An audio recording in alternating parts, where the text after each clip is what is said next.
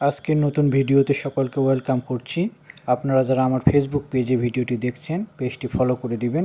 আর যারা ইউটিউব চ্যানেলে দেখছেন, অবশ্যই চ্যানেলটি সাবস্ক্রাইব করে দিবেন। আজকের প্রথম প্রশ্ন নিয়ে আলোচনা করি। পৃথিবীর দীর্ঘতম নদী কোনটি? আপনারা সকলেই জানেন নীল নদ।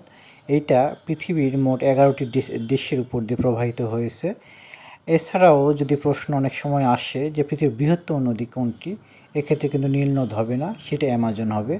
এইটার প্রতি সতর্ক থাকবেন, অনেক সময় ভুল হয়ে যায়। আজকের দ্বিতীয় প্রশ্নটিও নীলনদ সম্পর্কিত। বলা হয়েছে নীলনদ কোন মহাদেশে অবস্থিত? আপনারা সকলেই জানেন যে নীলনদ আফ্রিকা মহাদেশে অবস্থিত।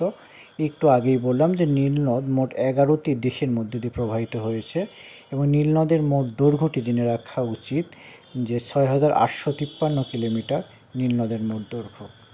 আসুন আজকের পরবর্তী প্রশ্ন নিয়ে আলোচনা করি। বলা হচ্ছে যে আধুনিক বাংলা সাহিত্যের প্রথম বিদ্রোহী কবিকে?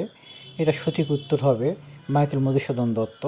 তবে আমাদের বাংলাদেশের বিদ্রোহী কবির ক্ষেত্রে কিন্তু অন্য হবে। আপনারা সকলে জানেন যে কাজী নজরুল ইসলাম হচ্ছে আমাদের বিদ্রোহী কবি। তবে আধুনিক বাংলা সাহিত্যের বিদ্রোহী কবি কিন্তু মাইকেল মধুসূদন দত্ত। ইংরেজি সাহিত্যে বিদ্রোহী কবির নাম কি জানেন? লর্ড বাইরন হচ্ছে ইংরেজি সাহিত্যের বিদ্রোহী কবি। আজকের সর্বশেষ প্রশ্ন নিয়ে আলোচনা করব। আন্তর্জাতিক আদালতের বিচারপতির সংখ্যা কত? সঠিক উত্তর 15 জন। আন্তর্জাতিক আদালত 1945 সালে প্রতিষ্ঠিত হয়েছে এবং কার্যক্রম শুরু করেছে 1946 সালে। আর আন্তর্জাতিক আদালত নেদারল্যান্ডের হেগে অবস্থিত। ধন্যবাদ, ভালো থাকবেন, আসসালামু আলাইকুম।